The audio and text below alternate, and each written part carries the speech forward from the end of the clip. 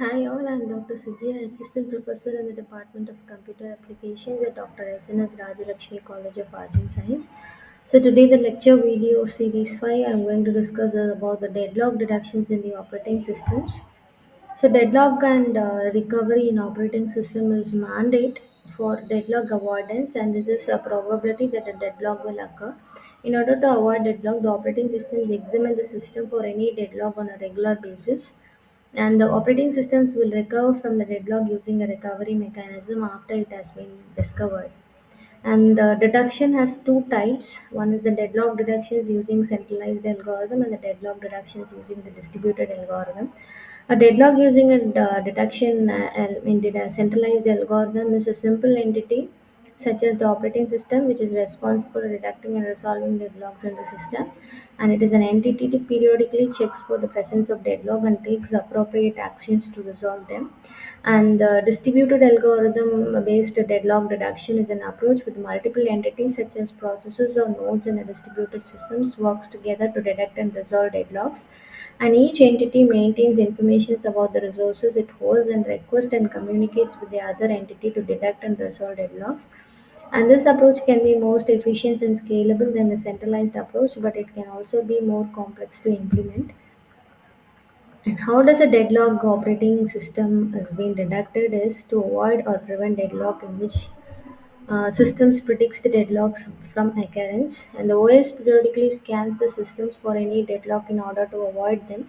And if any deadlocks are discovered, the operating systems will attempt to resolve or restore the systems using several ways, which helps to resource allocations graphs. So, if a cycle forms in the systems with single instance resource types, and this is undoubtedly peer deadlock, and detecting cycle, on the other hand, is sufficient in a graph of the multiple instance resources type by turning the resource allocation graph into an allocated matrix as well as the deadlock detection matrix. So deadlock detection is a single instance and we have multiple instance deduction. In single instance, we have deduction cycle, and multiple instance, we have the safety algorithm. So these are the recovery measures that has been taken. One is the resources one, and next is the process one. In resources, we have preemption and we have the rollback, and in the processed one, we have kill one and kill all mechanism. So deadlock recoveries in operating systems examine either resources or process to recover the systems from deadlock. And here for resources, the preemptions of the resources is being done. So we can take one of the resources from the resource owner process and gives it to the another process in the hope that it will finish the execution and release of the resources sooner. And choosing the resources that will be snack will be challenging, and rollback to the safer state is to reach the deadlock state. Then the system happens to go through several states. Then the operating system has the ability to restore the systems to a previous safer state. And the operating systems must implement checking points at each stage of the work. And when we reach a deadline, we must reverse all processes and return to the prior safe state. Here, the preemptions of resources is used for single instances, and the resources from the owner and gives it to the another process with the hope that it will finish the executions and release the resources sooner. A rollback to the safe state is one of the recovery thing which is being used for the resource. This reaches the deadlock state, then the system happens to go through several states. Then the operating system has the ability to restore the systems to the previous state, and the operating system first implements certain checkpoints to each stage for this to work. And when we reach a deadlock, we must release all allocations and return to the prior state. So only then it can recover from the deadlock without happening.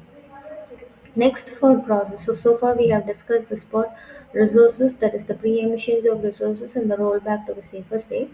For killing the process, we have two options. One is the kill a process and kill all process. So the two difference are major one. Our problem that can solve by killing a process is a bigger issues is decided where processing to kill, which process to kill to overcome or to detect the deadlock, and the process that has done the least amount of work till now is usually killed by the operating system. So in the entire operating system, the process which have done less amount of work is being killed first.